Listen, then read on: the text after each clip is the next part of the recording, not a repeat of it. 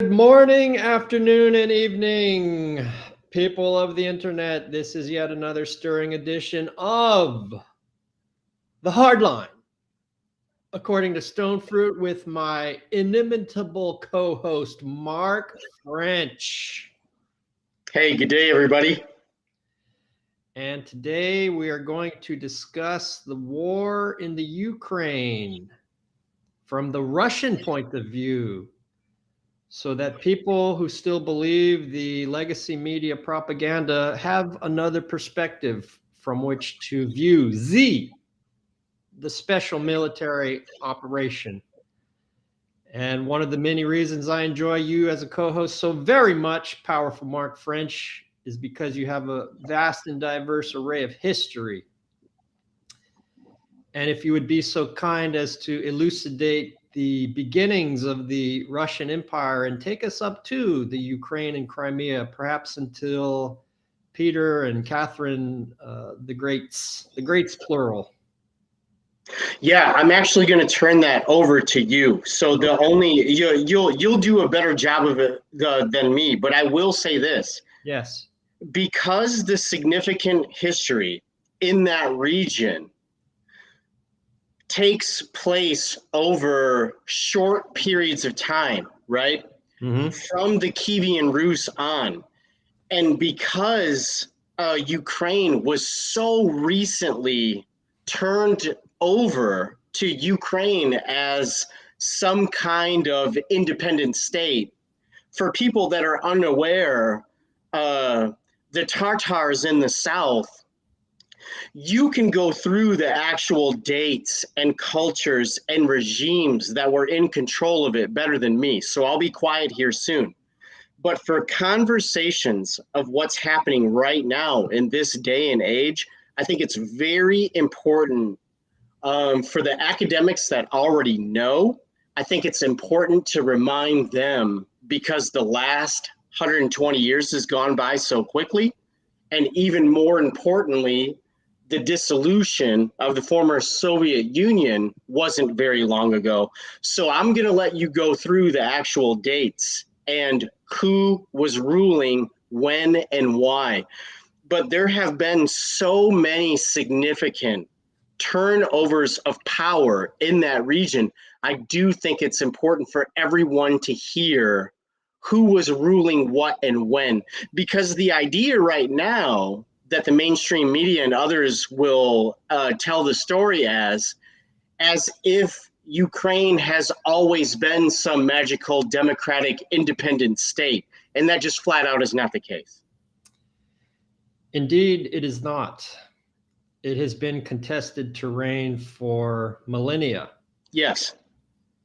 Even in the last 500 plus years, it has been variously a part of the Poland and Poland-Lithuania Confederacy and the Austro-Hungarian Empire and the Russian Empire and the Khanate of Crimea. But let's take it back to before the Kievan Rus. Yeah, I mean, even the Kievan Rus, you're talking about Viking Norse regimes going down those inland rivers that ended up having great influence there for a long period of time. Yes, one of my cousins and an uncle are both gingers, and I have red in my beard Yeah. when I fail to shave, which is often, which is because there is Viking in my bloodstream from their raping and pillaging of Ireland, Scotland, and England. Certainly. And they did more raping and pillaging proceeding in an eastward direction, as you say, down through the inland rivers of the Volga in particular. Yes. And portaging their ships across to the Dnieper and other river systems took them to the Black Sea.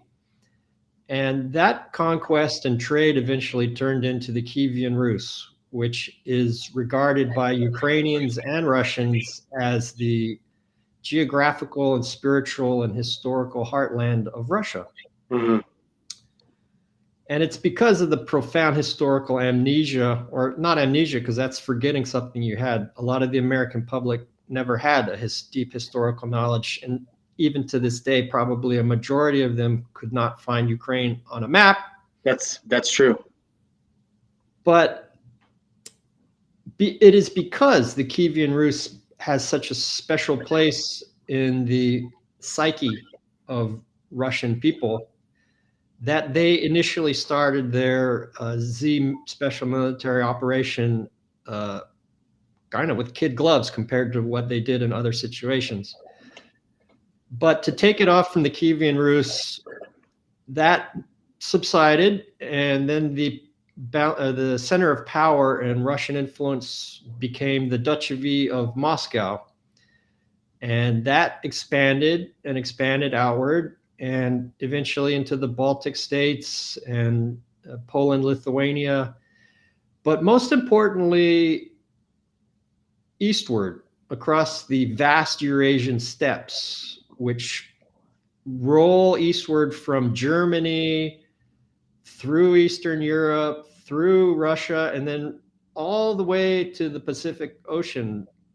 Well, it turns into the forest and taiga of Siberia, but it is a vast, enormous steppe land. And those Eurasian steppes were bouncing back and forth over millennia between various Mongolian and Turkic tribes. That's right. And by the time you get to Ivan and Peter and Catherine the Great in Russian history, they have taken their conquest of the steppes in Siberia to the Pacific Ocean and down to the Black Sea and the Caucasus Mountains. And the declining Ottoman Empire and the expanding Russian Empire finally met at Crimea. Yeah. Which at that time was being held by the Crimean Tatars. And very briefly, that was allowed to be a buffer state. That was during the Russo-Turkish War of 1768 to 1774. And by then, the Russian Empire had already taken the Donbass, because that was, they had discovered coal there, and that attracted a lot of Russian settlers. And it began some preliminary industrialization. Well, in addition to what you're saying, there were also still slaving raids at that time. So Russia really had no choice. So in addition to their economic benefit to that area, they can no longer take their own people being kidnapped, basically, by slaving raids and sold into menial labor elsewhere by the Tatars in that region. Precisely so. And many people believe that the etymology of Slav, the Slavic people, comes from slave. Yeah. And it was precisely those Crimean Tatars, the Khanate of the Crimean Tatars, that were doing the slaving. Yes. Of people from the Donbass. That's right. So using Crimea as a buffer state did not last very long. Mm-hmm. And in 1783, Catherine the Great said, that's about enough of that, and just rolled over the Tatar Crimeans and absorbed Crimea into the Russian Empire. Yes. 1783, they took over Crimea. Prior to that, they already had what are now the oblasts of Donetsk and Luhansk, mm-hmm. and the greater Donbass. And they took over those other two oblasts to create a land bridge to Crimea. Yes. But those are also traditionally substantially oriented towards Russia. Yes. So we're talking about 783. That's 230 plus years. Right. This area has been under Russian control, cultural influence, linguistic. All of it. Yeah. All of it. 230 years plus. That's a long time. It's almost as long as the United States has been around. Yes. The Constitution was after 1776. So yeah, that's right. So it's a long period of Russian control over the exact areas that have now been reabsorbed constitutionally from Right. their perspective, from Yeah. Russia's perspective, into Russia. Right. And I have a PhD in education law, but I'm not a lawyer. But to the best of my knowledge, international law says that if territories have plebiscites, then they can be absorbed into other powers. The technical aspects, legal aspects of Russia's plebiscite in Crimea, I will leave to others to formalize. But and what they are calling now New Russia, the Donbass that they have absorbed, we'll leave that to the lawyers. But the point being that it's been in Russian control for 230 years. Yeah. Now, this takes us to the Soviet Union. And Putin has said that Ukraine was never a state. And I believe the sense in which he is saying that is because prior to being a Soviet socialist republic within the Soviet Union, it was never a state. The word Ukraine means borderlands. Yeah. And that might be why so many people have a tendency to call it the Ukraine. The Ukraine, exactly. It doesn't mean it. Yeah. It is the borderlands. Yes. And going back to where we started, the last 500-ish years, it had been variously a part of the Russian Empire, Poland, Lithuania, and the Austro-Hungarian Empire. So it never really had a unitary existence of its own until the Soviet Union. So now we flash forward to 1954. Mm-hmm. Nikita Khrushchev, who was born in what was the Ukrainian Soviet Socialist Republic, but then made his life in Russia. That's right. He transferred Crimea as a gift to Ukraine, even though it had been culturally Russian for a very substantial period already by then. And this administrative move only warranted a single paragraph in Ukraine because at that time, the Soviet Union was a strong unitary nation state, and piddling transfers of this nature didn't warrant more than a paragraph in Pravda. Mm-hmm. But as we all know, even Americans with their limited historical geography and knowledge, the Soviet Union fell. And in the aftermath of its dissolution, the former constituent Soviet socialist republics eventually became nation states. And a grand bargain was made by Secretary of State James Baker of George H.W. Bush's administration. And he promised, and some people say, well, it was never made in writing. It was made in writing. I've seen PDFs of the declassified documents. Secretary of State James Baker promised Gorbachev, the last head of state of the Soviet Union, that in exchange for the Soviets allowing the reunification of East and West Germany, NATO would not expand, quote, 1 inch eastward. And this was part of a cascade of assurances that Baker gave Gorbachev in February of 1990 and to other Soviet officials well into 1991. Mm-hmm. In 1991, the Warsaw Pact dissolved. The Warsaw Pact was a security cooperation agreement between essentially Eastern Europe and the Soviet Union. And NATO was founded to be a defensive initiative of Western Europe, the United States, Canada, Iceland, Norway, against the Soviet Union. Mm-hmm.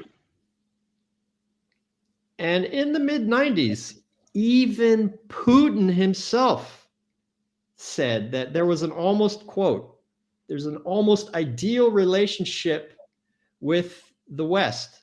The West and us were almost allies. It was so tantalizingly close.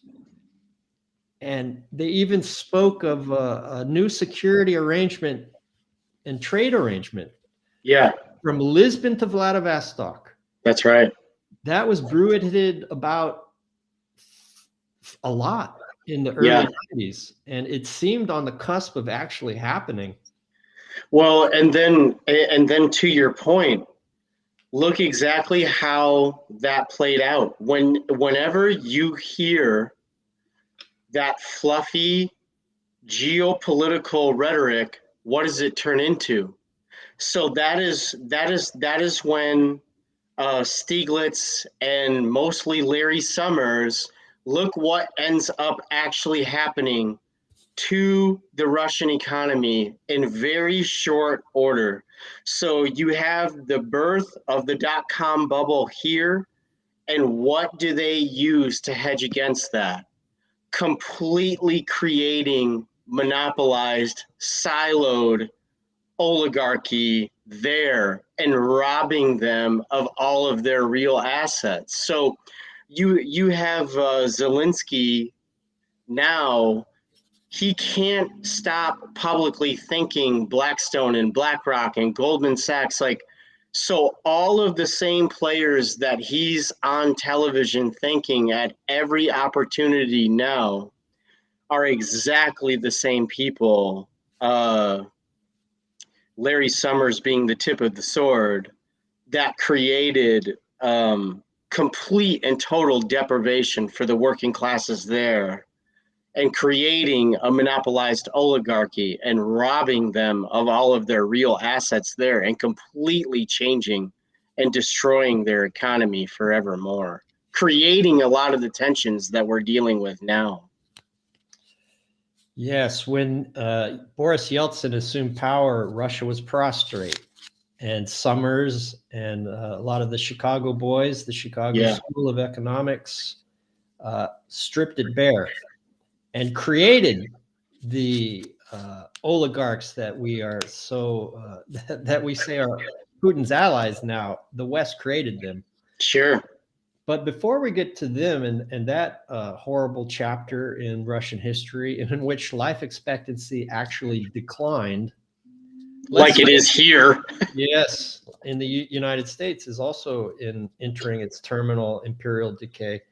But before we get to Yeltsin and that stripping of Russian pride and assets, let's spend a little more time in the early 90s and even before. Mm-hmm.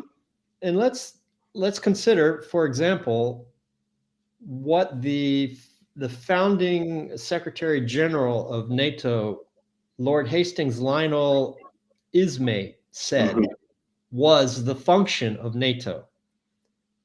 Quote, to keep the Soviet Union out, the Americans in, and the Germans down. There it is. That's right. It is. That's right when it was founded, shortly after World War II. Mm-hmm.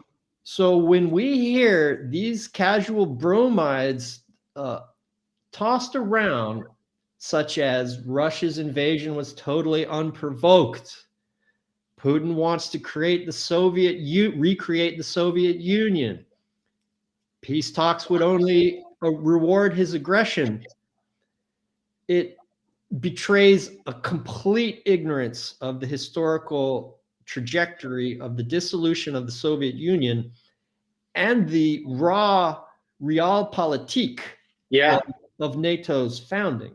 Mm-hmm. So with that being the founding impetus of NATO, and in spite of Secretary of State James Baker's promises not to expand 1 inch further east, they did. But there were alarm bell, bing, bing, bing, bing, level warnings from the American political foreign policy establishment. Absolutely.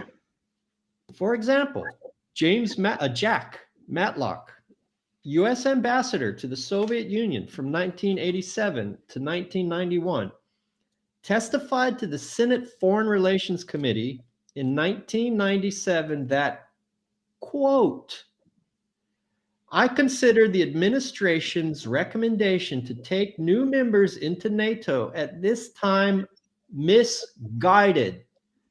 If it should be approved by the United States Senate, it may well go down in history as the most profound strategic blunder made since the end of the Cold War.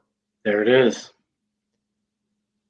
In February 5, 1997, there was an editorial in the erstwhile paper of record, The Gray Lady, penned by George Kennan, who was one of the primary architects of the Cold War. Absolutely. Not only present at its birth, but the midwife of its birth. That's right. And even briefly ambassador to the Soviet Union himself in 1952. Mm-hmm. And in this 1997 New York Times editorial, Kennan wrote, quote, expanding NATO would be the most fateful error in American policy of the entire post-Cold War era. Such a decision, I'm still quoting, may be expected to inflame the nationalistic, anti-Western, and militaristic tendencies in Russian opinion, to have an adverse effect on the development of Russian democracy, to restore the atmosphere of the Cold War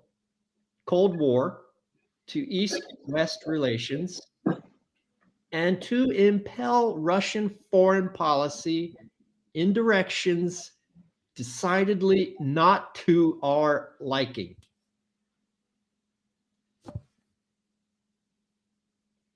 When someone tells you the truth, believe it. Those are two extraordinarily powerful voices from people in positions to know, saying, don't do it. Nevertheless, Clinton oversaw the enlargement of NATO to include 3 former Warsaw Pact nations, the Czech Republic, Hungary, and Poland. And in 2004, the Cheney administration, I mean the Bush administration, managed the largest expansion to date when he added Bulgaria, Romania, Slovakia, Slovenia. Yeah. And now no longer just Warsaw Pact countries, but now former Soviet socialist republics. Yeah. The Baltic republics, Estonia, Latvia, and Lithuania. So, you know, in addition to these bromides that you hear about, it's unprovoked, Putin's a madman, Putin wants to recreate the Soviet Union, peace talks would only reward his aggression. The other one you hear a lot is NATO is a defensive organization. Right. Well, if it was purely defensive, it had no need to expand eastward, adding those countries that we've just outlined.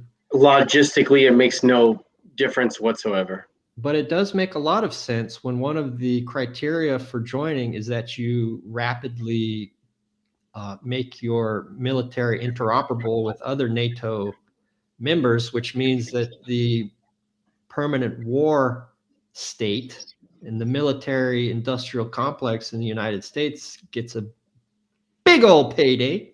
That's right. From the enlargement. But if NATO is purely a defensive organization, then let's also briefly examine the history of missile control and arms control treaties. In 1972, the Soviet Union and the United States entered into the Anti-Ballistic Missile Treaty. Hallelujah. Hallelujah. Hallelujah. Yeah. French, what a good idea. But Bush, just being an absolute puppet for the Republican branch of the neoconservative movement, whose hideous manifesto, the Project for a New American Century, was many of the signatories entered into his administration, the W administration. They withdrew from the ABM Treaty in June 13th, 2002. Alas. In 1987, the Intermediate Range Nuclear Forces Treaty required the United States and Soviet Union to eliminate and permanently forswear, I'm quoting, which all can be found at stonefruit.substack.com, to permanently forswear all of their nuclear and conventional ground-launched ballistic and cruise missiles with ranges of 500 to 5,500 kilometers. Yeah. So 2004, the W administration pulls out of the ABM treaty. 2019, the United States pulls out of the INF treaty, the Intermediate Range Nuclear Forces Treaty. So two of the three most foundational arms treaties that the United States and the Soviet Union and Russia were parties to, the United States withdrew from.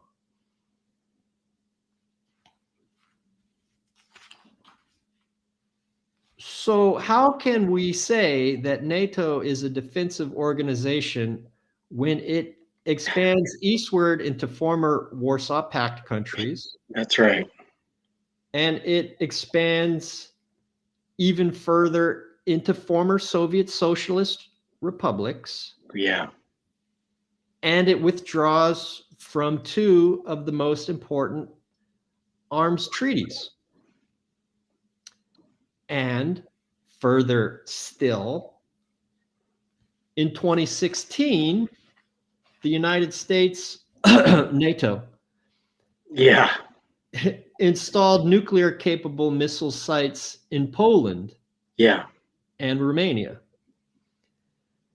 Now, these are said, the one in Poland is, it's actually a U.S. Navy site, far from the clear blue waters of the Baltic Sea. Yeah. It's an on-land installation of the U.S. Navy's Aegis missile site. And both of the sites in Poland and Romania are said to be defensive in nature. Against who? Right.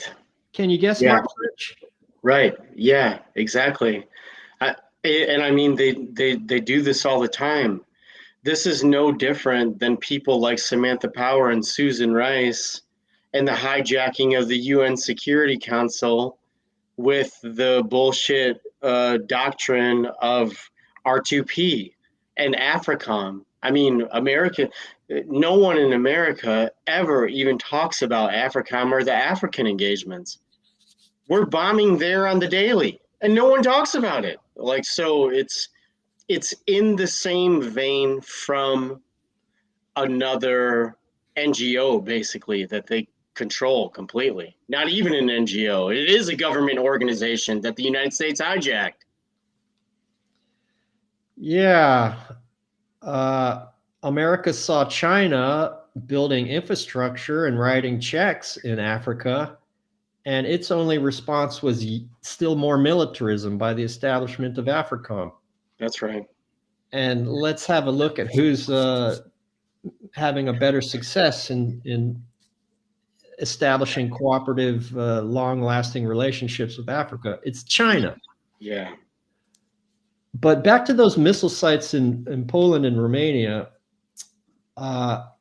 they were not they were not well received. No. And the bullshit lie that the United States tried to perpetrate upon the installation of these supposedly defensive sites Right. is that they were defensive against Iranian ballistic missiles of a range that they didn't have. Yeah. Yeah. So even though they claim to be defensive missile sites and defensive against a weapon Iran did not have, Yeah. they could also be converted into offensive missile sites capable of launching Tomahawk missiles in less than 24 hours. Of course. So they're, reiterating the cautions that people like George Kennan and Ambassador Matlock said in the 90s. William Burns, Bill Burns, Yeah. present head of the CIA, Mm-hmm. at the time in 2008, he was the ambassador to Russia, and he sent a cable to DC that was published by WikiLeaks. All praise to Julian Assange, the most consequential journalist and publisher of this century. And Yeah. may he be released from his status as a political prisoner in Belmarsh prison. Yeah, absolutely. They're murdering him. Free speech, my ass. Immediately. But the cable that WikiLeaks provided to the general public was entitled "Niet means Niet, Russia's NATO enlargement red lines." This is from the American ambassador, Bill Burns, to everybody in the foreign policy and national security and NATO establishment. And he warned, quote, "Foreign Minister Lavrov and other senior officials have reiterated strong opposition, stressing that Russia would view further eastward expansion as a potential military threat. Yeah. NATO enlargement, particularly to Ukraine, remains an emotional and neuralgic, down to the nerve fiber, issue for Russia. But strategic policy considerations also underlie strong opposition NATO membership for Ukraine and Georgia. In Ukraine, these include fears that the issue could potentially split the country in two, leading to violence or even, some claim, civil war. Yeah. Which would force Russia to decide whether to intervene. End quote. And then Burns also told Secretary of State Condoleezza Rice, quote, "I have yet to find anyone who views Ukraine in NATO as anything other than a direct challenge to Russian interests. Short even of expansion into NATO," Burns called NATO expansion into Eastern Europe, quote, "premature at best and needlessly provocative at worst." Yep. There could be no doubt that Putin would fight back hard. I'm still quoting Burns to Rice. Ukrainian entry into NATO is the brightest of all red lines for the Russian elite, not just Putin. End quote. Yeah. And of course, prominent academics who actually have an audience beyond academia and are listened to with respect even in think tank world, And Ray McGovern expands the military-industrial complex to what he calls the Mickey Mat, the military-industrial congressional intelligence academia think tank world, That's right. Yeah. which I think is a wonderful. Well, it's updated and it's accurate. It needed to be edited Yeah, for how it's actually operating. It's a very relevant acronym. I think we can throw in big tech and big media, and perhaps in a future. After the last few years, how could you not? Absolutely. It might it might not jibe with the succinctness of its current form, but how could you not at this point? It's obvious. I've been trying to make new acronyms that roll off the tongue that use everything. Yeah. as mellifluously as even Mickey Mat does. Sure. Yeah. But we can reserve that for a future podcast. We'll do it another day. my illustrious co-host. But yeah, people like John Mearsheimer and Stephen Cohen, they're such and Stephen Cohen was married. He passed. He was married to Christina Vanderhoffel. I think I have her name nearly correct. The editor-in-chief of The Nation. Yeah.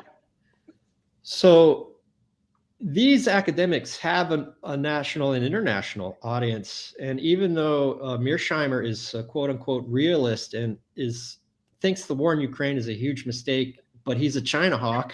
Right. Kind of is an advocate for containment of China. Right.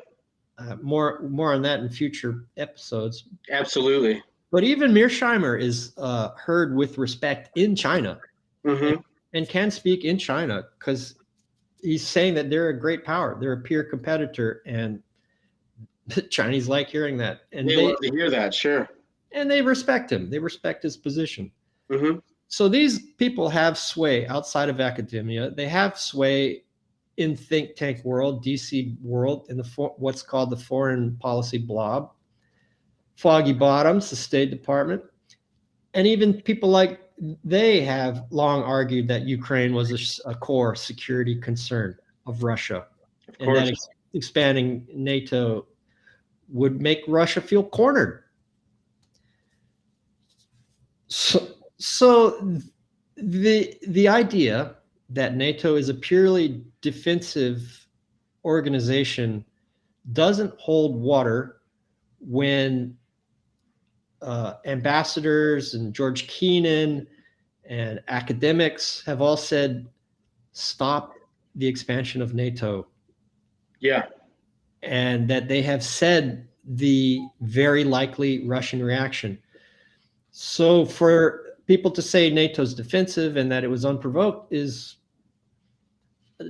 does not accord with the evidence at hand. It doesn't. It's fallacious. I mean, even if you wanted to keep it really short and simple for people, that's their only deep water, warm water port, period.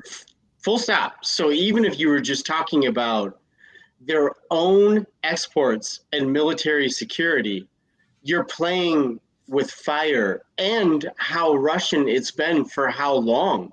I mean, just if you really wanted to boil it down for people that have no real concern for this, just those three things by itself is enough for this to have to be dealt with in a serious and meaningful way. Right. So the Ukraine has been a part of the Russian Empire since 1783. Crimea has been a part of the Russian Empire since 1783. And Sevastopol developed into Russia's only warm water port and allows them to project power into the Eastern Mediterranean, especially in conjunction with their base in Syria. And they had a lease with Ukraine to use it as a naval base. Yeah. But after the US-led coup in 2014, which we can get to in a second, that probably would have, which gave NATO, gave Ukraine a NATO-oriented, EU-oriented leadership. if Ukraine were to join NATO, Sevastopol would have become a NATO port. Yeah, right. Lease over. Right. Lease over. Yeah. Russia could not allow that, and would It's not not going allow to that, happen. and did not Yeah. allow that. Yeah. And prior to their plebiscite with the Donbass, or what they now call New Russia, they had a plebiscite in Ukraine, and it was 90 plus something to vote to join Russia. Sure.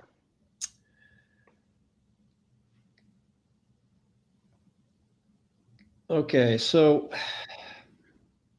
where should we take it from here? So these missile sites in Poland and Russia goaded Russia into developing hypersonic missiles.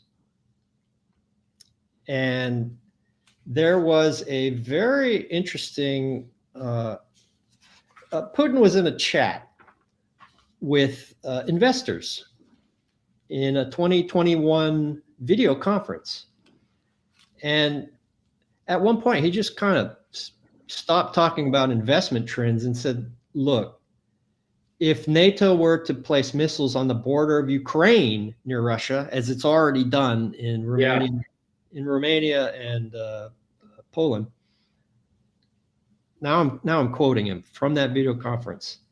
The flight time to Moscow would be 7 to 10 minutes. Or 5 if hypersonic missiles were deployed. Right. I want to stress for our 5 listeners. Yeah. That this is a quote. The emergence of such threats represents a red line for us.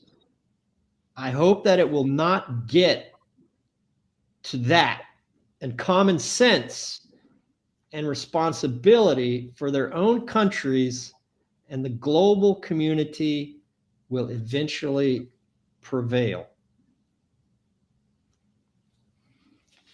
So because of the legacy media, cable news, Washington Post, New York Times, they're all operating in collusion with the ideological information warfare generated by DC.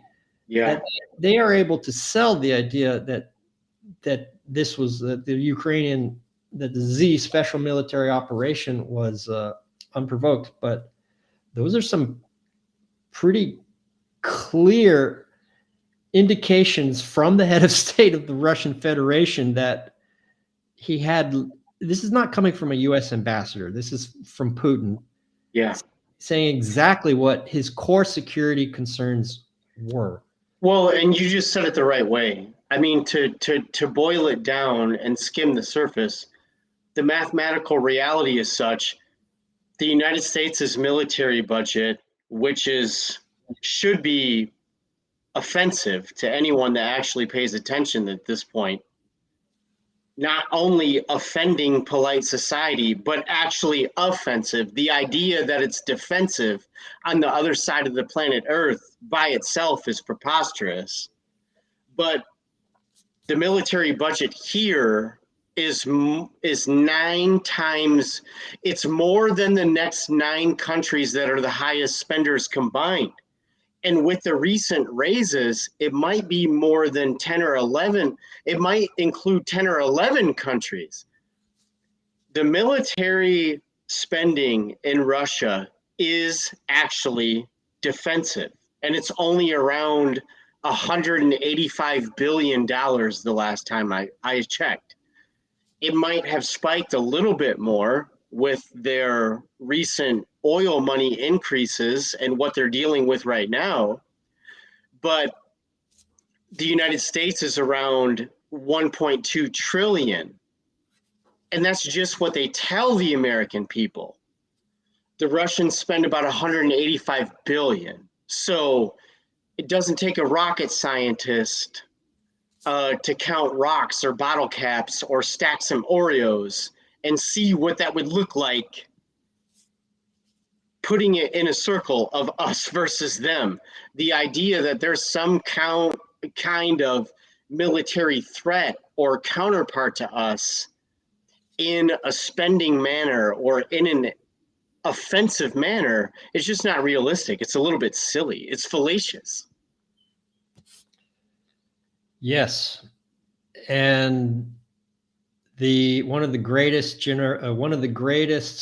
filmmakers of the boomer generation, Oliver Stone, conducted a series of filmed interviews with one of the most consequential leaders of the 21st century, Vladimir Putin, which wound up being around 4 hours.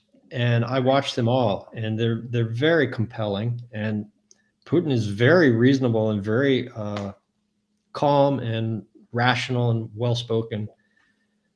And they were talking about his military budget at that time. This was about 2012 to 2014, over that time period-ish. Yeah. And they were talking about Russia's military budget. And Oliver Stone told Putin, oh, you spend X amount? Oh, Saudi Arabia spends. And Putin said, yeah, we spend X amount, but it's a lot for us. And Oliver Stone says, oh, Saudi Arabia spends more than that. And Putin's, oh, really? Well, right. Yeah, I don't call it the Defense Department or defense spending. I call it offense spending. Yeah. Because I'm a citizen. I travel on an American passport, but I'm also a citizen of the occupied kingdom of Hawaii. So I have some difficulty saying we. Sure, of course. In terms of being an American. I understand. So the United States has. Yeah, that's right. Their offense budget. Yeah. Allows for over 800 bases in over 100 countries. 862. That's just the ones they report to people.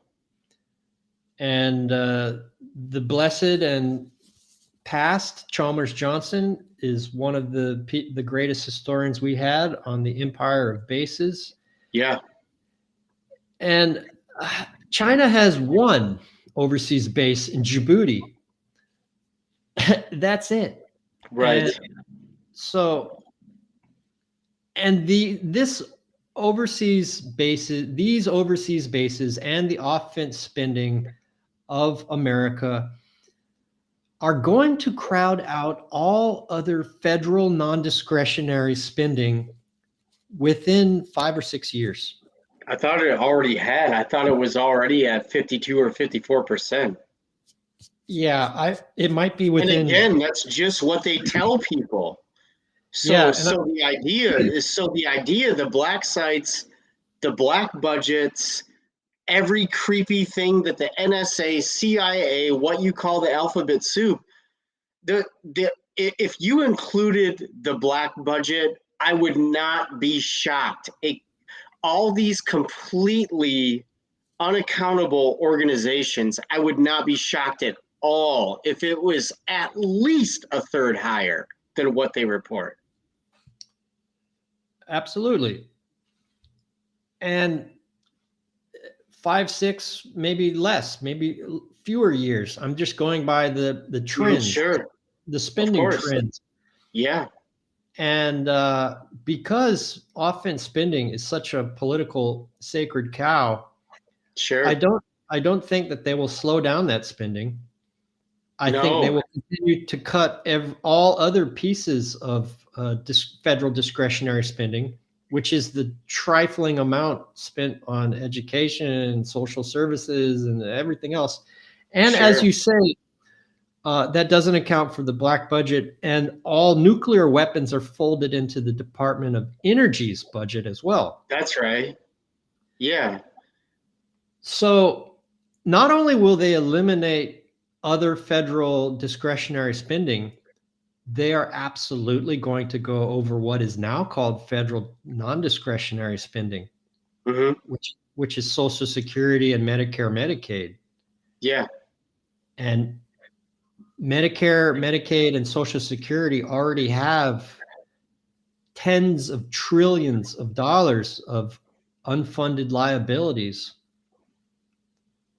The United States government takes in Social Security revenue, Social Security taxes as revenue, and spends it. and gives the Social Security system treasury bills.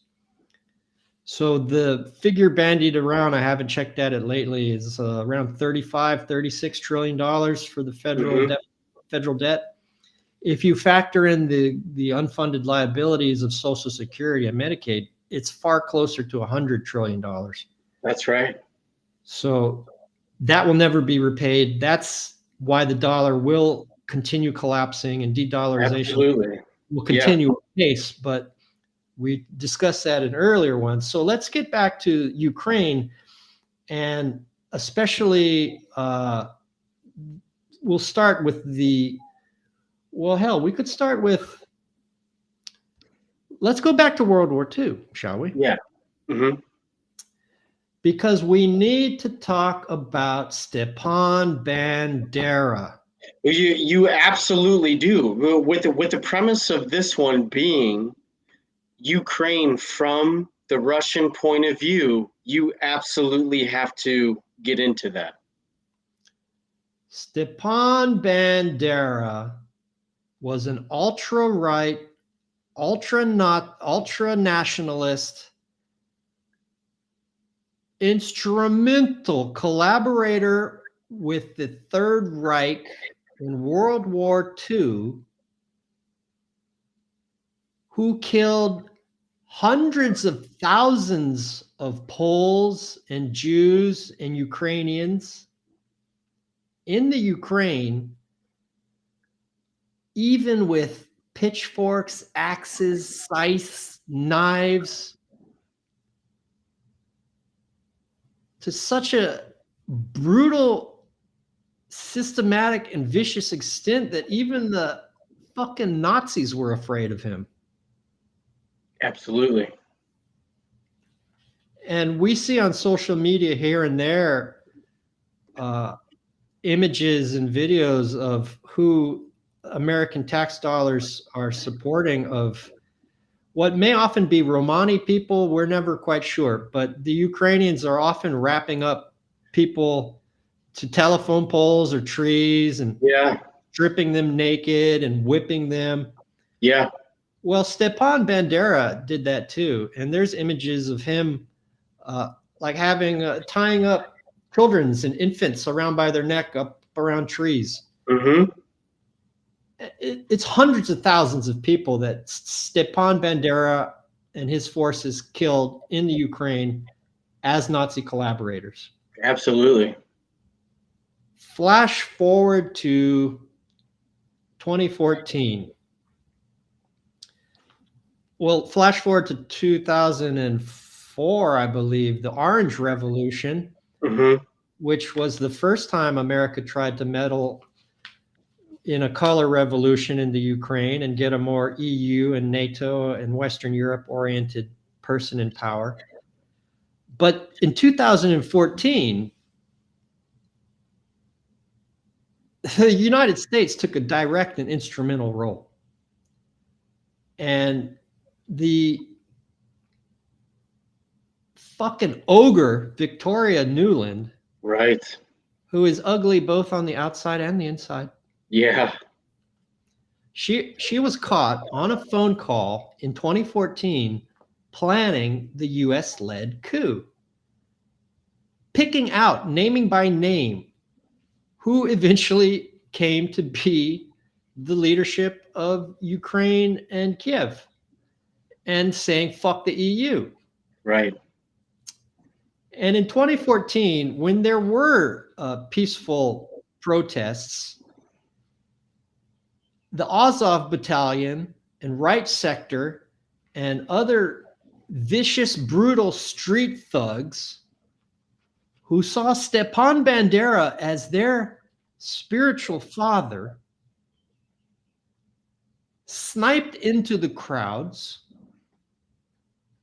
killed, brutalized many dozens of police people, and were the street muscle that allowed Victoria Nuland's telephone call vision to come into actuality. Wow. And then the Azov was formally integrated Yeah, into the Ukrainian army. that's right. And that is why you now see Nazi tattoos, patches, iconography, flags, and of course, ideology all over any documentation of Ukrainian forces, even in the special military operation today. Sure. Bandera recently met with Il Papa, the Pope. He forgot to change his khaki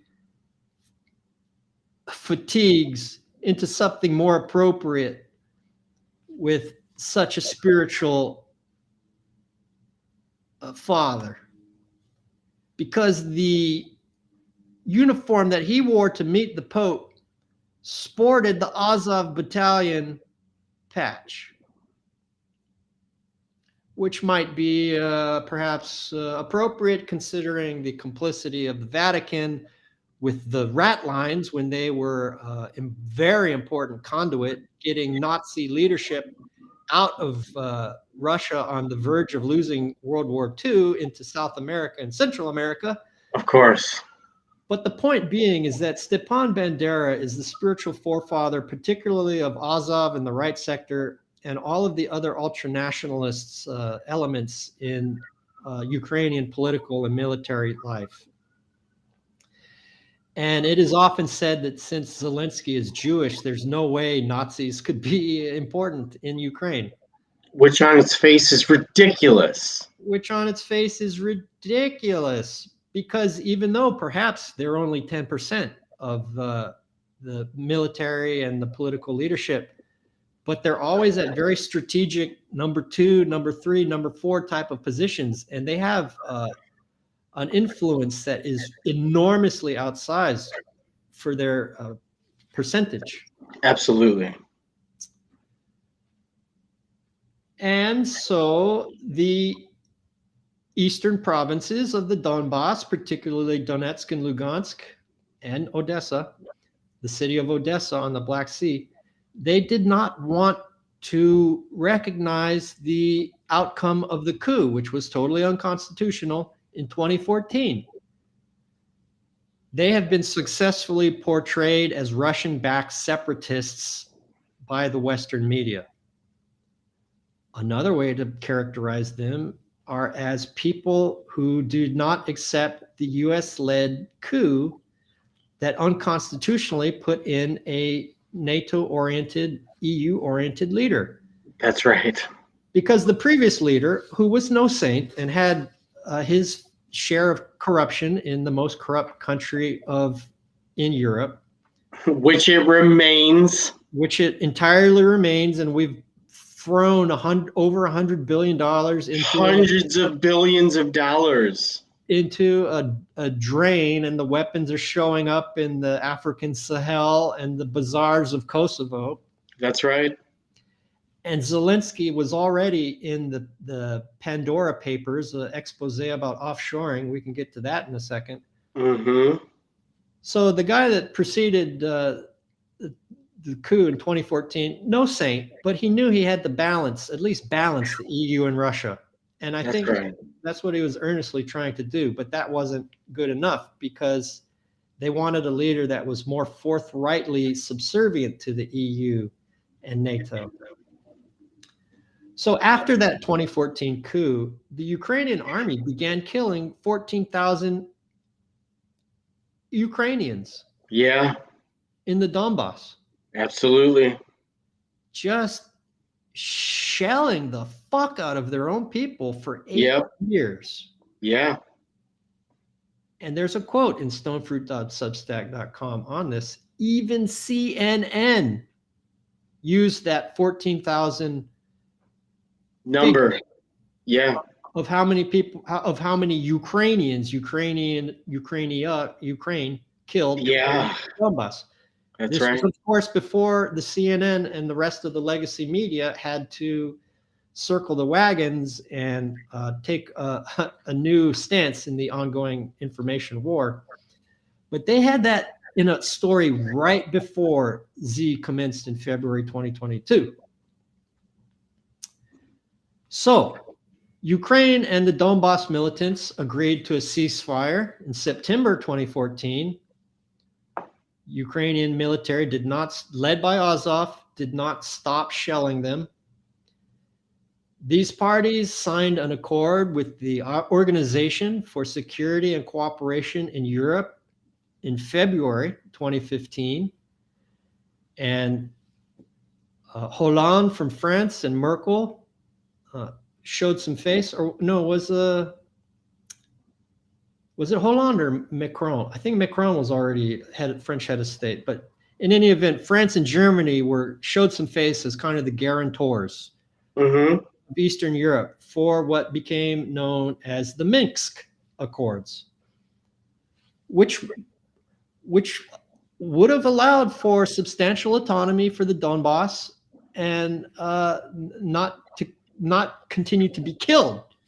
Yeah. Which would have been an adequate foundation for a lasting peace. But not only did Ukraine continue to kill Ukrainians in the Donbass, in September 2017, they passed a law requiring that all classes above the 5th grade be taught in Ukrainian and banned the Russian language. And shortly after Zelensky was elected in 2019, a day after that, Russia allowed people in the Donbass to apply for Russian passports. But there was also a law that required all citizens to know and use Ukrainian, quote, while performing official duties.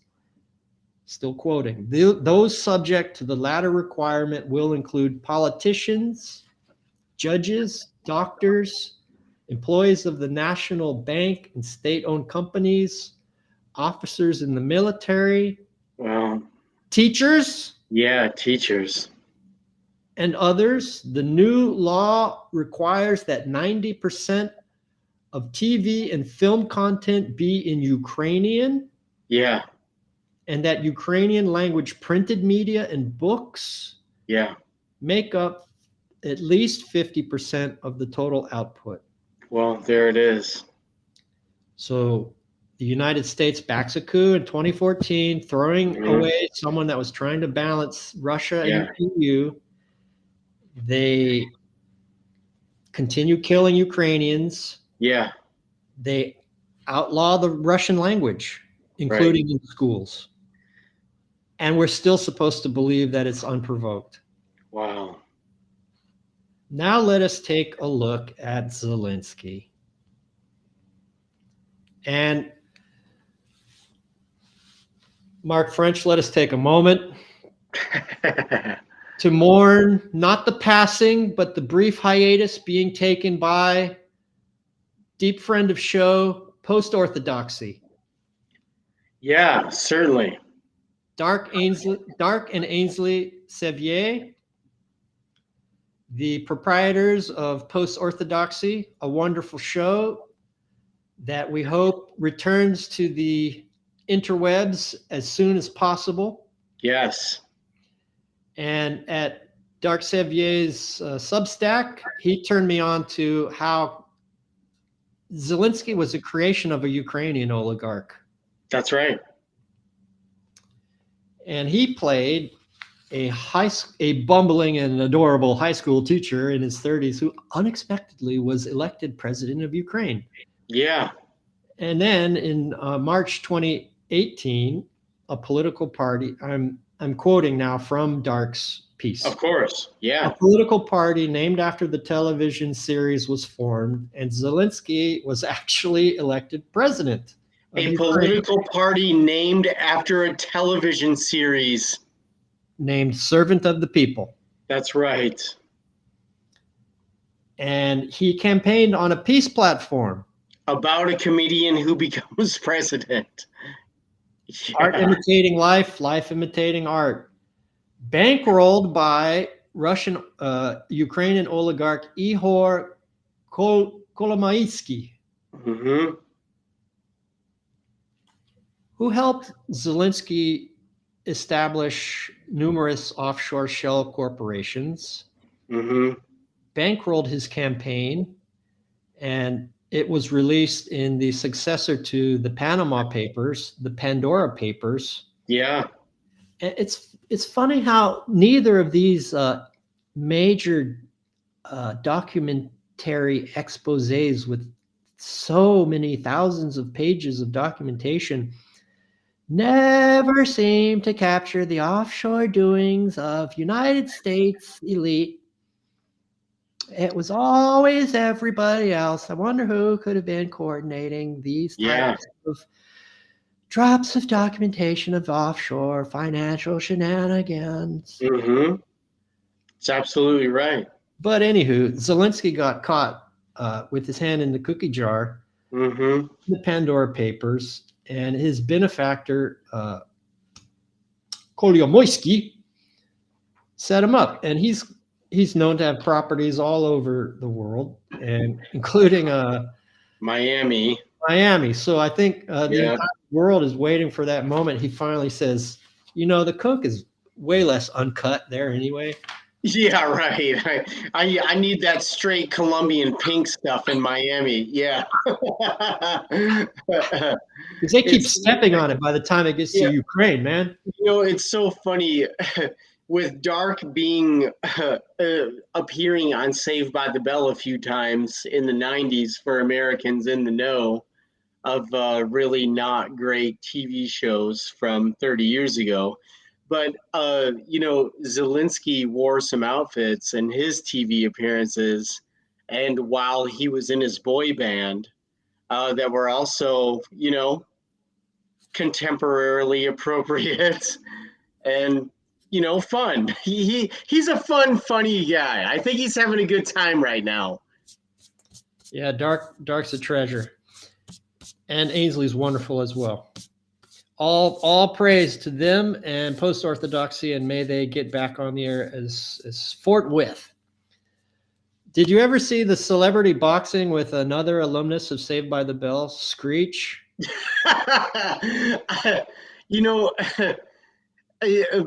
Because I'm 50-ish, and I actually saw that show as a kid.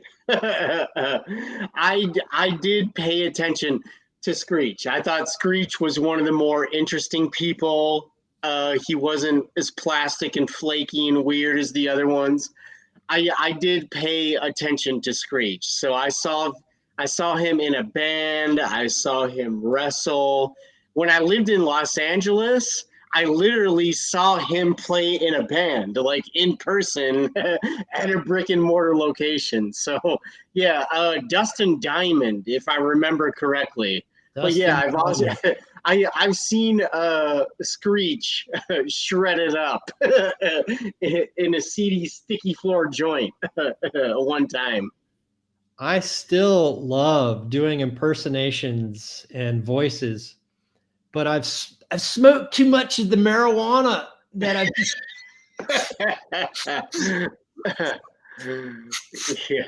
that I've destroyed my high register, so I can't imitate the Screech character on Saved by the Bell. And I actually have put a lot of research into Hawaii's representation in film and TV. Yeah. And they, like so many TV shows, had a Let's Go to Hawaii episode. Oh, okay. And I'll put that on YouTube soon enough. That's fun.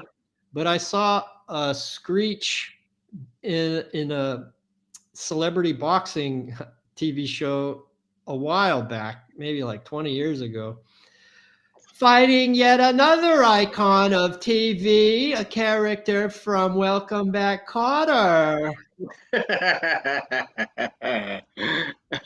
We all know that that's where John Travolta got his great start, but one of the most appealing characters for me in Welcome Back, Kotter was Horseshack. Yeah. And I think we can see a lot of influence in Adam Sandler. Yes. A lot of characters, they owe a lot to Horseshack.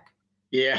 But in celebrity boxing, Dustin Diamond is about 20 years younger, 6 inches taller, with about 6 inches further reach. It clearly has at least intermediate basic boxing level training, Yeah, sure. while Screech has none. I mean, while Yeah. Horseshack has none. Yeah. So Diamond's just waiting for him to come in and pop, pop, Yeah. pop, pop, pop, pop, just jabs. Every one of them connecting. And Horseshack wouldn't even touch gloves with him, and always had his mean face on. But Yeah. dude, you're old, short, and fat. You're fighting against someone tall and young with reach who obviously has at least some boxing training. That's amazing. Oh man. So art imitating life, life imitating art. Zelensky gets busted. We're waiting for him to go to the cocaine heaven and right wing Latin American heaven of Miami. Yeah, I think that's his greatest desire, honestly. To die in cocaine heaven, married to a super hot chick. I really think that's the only thing the guy cares about. I really do. You know, when he was in Finland, His funeral's gonna be like a fucking rave. I guarantee it. Like everybody's gonna be wearing shiny shit. It's gonna be There's gonna be like glow stick flame throwing. Like it's gonna be crazy. It's gonna look like Cirque du Soleil. Walk towards the fire dancing and glow sticks.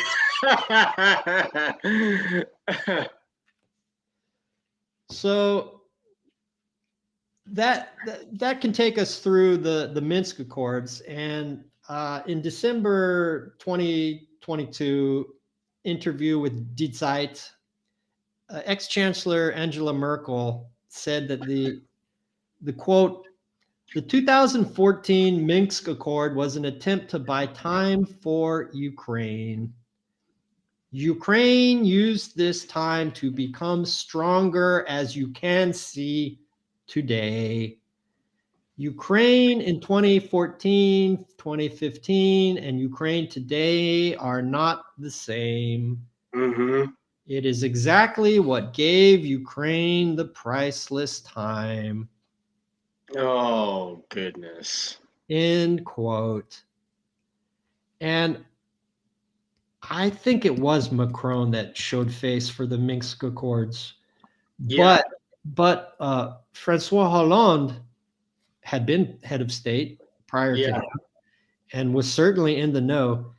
And he was caught by these Russian pranksters who have caught, I think, Christine Lagarde and a bunch of top European officials to get them to really say the quiet part out loud. Yeah. On video or hard drive. And I believe it was these Russian pranksters, they caught Hollande saying exactly what Merkel said. So Western European leaders knew that the Minsk Accords was not an actual peace, but a means of buying time. Yeah. To train up the Ukraine and arm the Ukrainian army to an extent to be one of NATO's best fighting forces. Mm-hmm. So now Russia, because that was a lie, and because essentially, certainly the United States and the NATO, they're co-parties to this conflict. They're co-belligerents. Yeah, absolutely. They are co-belligerents. I would even go so far as to say they're co-belligerents under international law. Yeah. So Putin has no one to sign with. No. And one of their the recent demarches out of Moscow about a month or so ago was, I think it was after Xi Jinping met with Putin a month or so ago, when they said, and China introduced a peace plan. And they brokered the peace between Saudi Arabia and Iran. Hello. Well, and what you just said is so relevant and cool.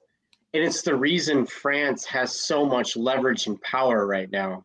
Because France would be the ones, Macron or otherwise, to go another direction.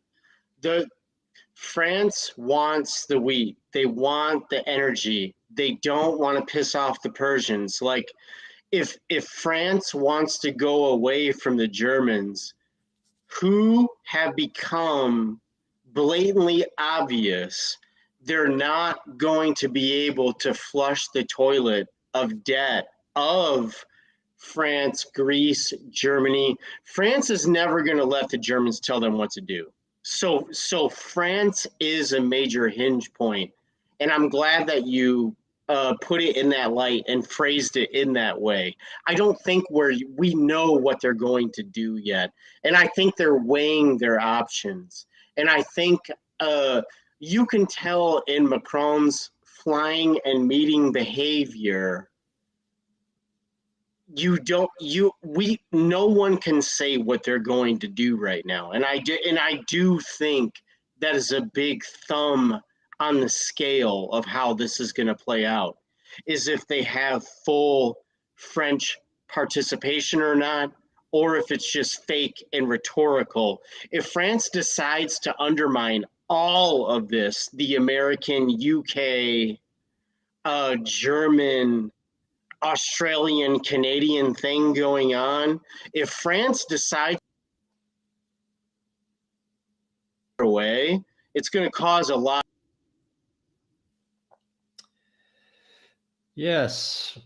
Xi Jinping recently traveled to Moscow to meet with Putin, and Macron and Ursula von der Leyen recently traveled to Beijing to meet with Xi. Mm-hmm. China, Yeah, being a very ancient culture, as they will yeah, never hesitate to remind anyone that will listen, right. knows very well how to operate statecraft as a piece of theater. Yes. They forced Ursula von der Leyen and the EU delegation to pass through customs and take a train. Good. To show. Yeah. They did not accord comparable indignities to Macron. And they urged Macron to grasp that perpetual brass ring that France always has before it of being not only the political leader of Europe, while Yeah. Germany may be the economic leader, Sure. but of being the political leader of Europe in a way that is independent of the United States and provides for French and common European interests. Right. So what you said is exactly correct. I believe China has coaxed Macron into adopting a stance that we identify with leaders like de Gaulle, Yeah. he pulled out of NATO. Mm-hmm. And said, "Oh, really? You're selling gold at $34 an ounce? The Concorde and the French Navy are on the way to Wall Street. We'll take all you got." All you got. Yep. So I think it is, and Macron was the most active diplomat in trying to prevent the special operation from beginning. Well, and then the other fun thing about it is, with the French being the people that invented fake democracy based on economics, because their oligarchy had their heads chopped off vulgarly, they're at the forefront of these creepy, slimy corporate structures and doing everything they can to keep their own populace at bay. Like with Paris already being like burned to the ground and riots in the streets, it makes complete and total sense that they're not going to allow Germany to tell them what to do right now in such a tenuous time. They're like, you're not going to shove austerity down our throats if, like, we have to keep our populace at bay, period, full stop. And if it's not going to be under your fake OECD, fake central bank, fake troika, France is not just going to bow down and capitulate to the Germans in this environment. That is not going to happen forever, full stop. Yes, Macron came out of banking. So he was and the World Economic Forum. Yeah, so he knows how cooked the books are. And he, I think, was identified by World Economic Forum and the forces of neoliberal international finance capitalism as a puppet. Sure. But it's really hard for someone to be a French head of state and not also be intensely aware of the occasional independent path France does take on the world stage. Yeah, absolutely. And when your country is, and when they have such a powerful street level revolutionary tradition right now, bringing France to its fucking knees just because they want to raise the retirement age by 2 years. When the United States raised it from 65 to 70, and we're all asleep and don't even notice, let alone react. Sure. And West Africa and the former French colonies in Africa, which have been tyrannized by French central bank control of the African franc for decades, they're not having it anymore. Right. As a lot of the Commonwealth countries are saying, you know what, we'd rather be republics. Fuck off, British monarchy. Right. The former French colonies are all saying, you know what, we're tired of being vassals for the metropolis and being what allows you to stay wealthy, continuing to steal our wealth, even though we're politically free. Yeah. Even Africa is turning against France finally too now. So I think Macron sees that one of his last avenues of independent action on the world stage is to be an independent leader of Europe by working with the new power dyad of Russia, China. Yeah. And one of the things that came out of his visit to China, because America cut off the energy supply of Nord Stream from Russia to Germany and the rest of Western Europe by blowing up Nord Stream,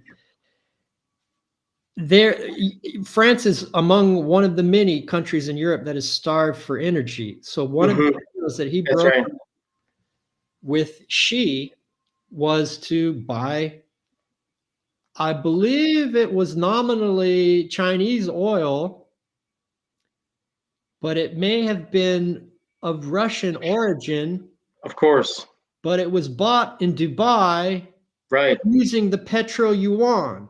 Right. Using the petro yuan. Yeah.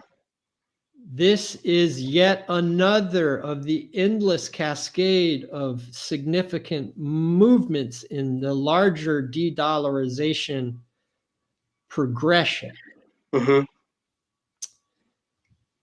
So I think that is something that we can keep our eye on. And even though the dream of a united Eurasia from Lisbon to Vladivostok may seem to have evaporated in the 90s, and a parade of experienced foreign policy officials and prominent academics have been warning against NATO expansion for decades, that might be where we can look for some possible European participation following China's lead in bringing this to the special operation to a conclusion. So given that Putin has been clear about red lines for a long time, and the foreign policy establishment of the United States has known about it for a long time, this absolutely makes the prevailing contention of the Western political and legacy media elite that Russia's invasion was unprovoked. Completely fatuous. Yeah.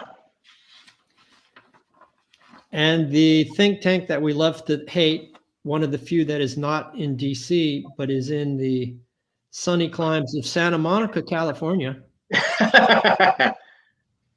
Rand Corporation.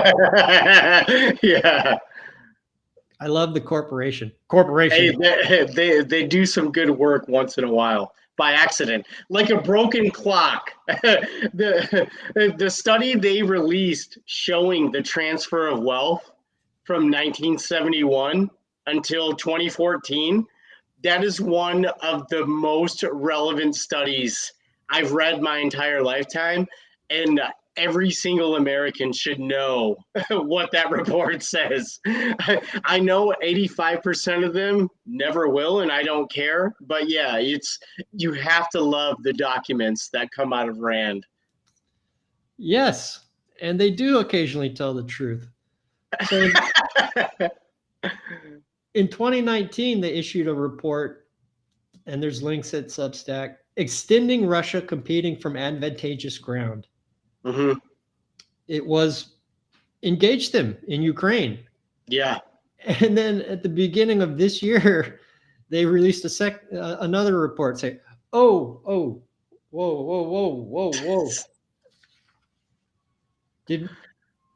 Is you cooking? Yeah. Yeah. No, man. Advantageous ground. That's crazy talk. Yeah. Our new report suggests, entitled Avoiding a Long War, U.S. Policy and the Trajectory of the Russian-Ukraine Conflict. That's right. They just said, whoa. Take it easy. Whoa, go easy, bro. Go easy. Take it easy. Well, I think that is the first. You have Macron's glimmerings of independence from a European perspective. You have think tank world in the United States saying that maybe this isn't a great idea to go on forever. It's not a great idea to go on forever.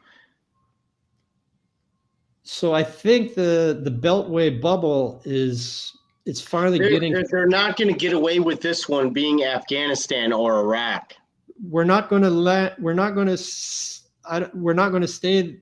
keep supporting them for 20 years in the way that it can't. They cannot. I think the Beltway bubble is and they have such incredibly powerful groupthink. It'll take a while to get through that. Sure. But I think some people within it are starting to try and look for an off-ramp for America. Yeah. So some say NATO is defensive, but when NATO has expanded into former Warsaw Pact countries and even former Soviet socialist republics, and the United States pulled out of those two arms treaties, it doesn't seem that defensive to Russia. Mm-hmm. And we haven't even touched on this, especially when Russia has suffered two absolutely colossal transcontinental invasions in the last 2 centuries. Yeah, that's right. Napoleon's 500,000 or 600,000 Grand Armée. Yeah. And Hitler's 1941 Operation Barbarossa in World War II, which cost Soviet Union 25 to 27 million lives. Wow. America lost 400,000 people in the European theater, or maybe World War II as a whole, and reports to itself that it single-handedly won World War II. Russia lost 27 million. Yeah, that's right. I mean, there are only about 157 million now, around that neighborhood. Yeah. I don't know what they were in World War II, but it must have been a lot less than that. So imagine what a massive percentage of your country killed. 30%? Yeah, sure. Something like that, probably. So, I just watched a documentary on Napoleon, and the way that the Empire of Russia dealt with Napoleon being at the gates of Moscow was to burn it to the ground. Mm-hmm. And they quoted Napoleon saying it was one of the most terrifying and spectacular sights ever seen by man. Yeah. So in addition to Macron making that oil deal in the petro yuan, other allies of America are peeling off of this G7 axis as well. Mm-hmm. In January and February, Japan bought 748,000 barrels of oil. That's right. From Sakhalin 2. Well, I mean, look how close their northern islands are to Russia. That's been going on for a very long time. Yes, Sakhalin is in the Russian Far East, and it's just north of Hokkaido of That's Japan. right. So it's very close to Japan, and Japan has a much smaller population than China, but it has a very omnivorous appetite for energy too, because it has Absolutely. none of its own in terms of natural resources. And here's some more details on France. It was Total Energies. They bought 65,000 tons of Russian liquefied natural gas from the UAE, settled in yuan at the Shanghai Petroleum and Natural Gas Exchange. Let our 5 listeners pay close attention to the Shanghai Petroleum and Natural Gas Exchange and the petro yuan. Yeah. That's where the action is going to happen. Sure. And when Germany finally wakes up and admits to themselves that America blew up Nord Stream, that will end NATO. So France is thinking about peeling off. Japan has peeled off. That's right. Although they continue to buy our debt very substantially. And Germany is likely to peel off. So a big part of the appeal of the United States proxy war with Russia is that it doesn't involve American casualties. Mike Pence's military advisor testified recently before Congress, and he said he called it something like the pinnacle of American military professionalism, that we are not having any soldiers die there, but we're creating a strategic weakness in Russia. And Secretary of Defense also testified explicitly that it's a proxy war to bleed Russia. Yeah. But I think in the end, when you consider the forces of de-dollarization and the nonstop free fall collapse of the American empire and that block of international neoliberal finance capitalism, that's right, that America's invasion of Russia via Ukraine will, in the end, have similar effects that it had for Napoleon and Hitler. Absolutely. And Suez Canal for Britain. Yes, we could look at Nord Stream and the Ukraine and America's subsidy of Ukraine as kind of a collective time delayed Suez Canal crisis that marks the beginning of the end of the pound sterling. Yeah, absolutely. But we could also consider the Ukraine war and Americans' participation and America's destruction of Nord Stream as America's Suez Canal incident. That's right. Yep. And I think on that note, we can leave our 5 viewers with yet another stirring edition of the Hardline According to Stonefruit with my illustrious and extremely well-dressed host, Mark French. And Stonefruit.substack.com. And a fond adieu.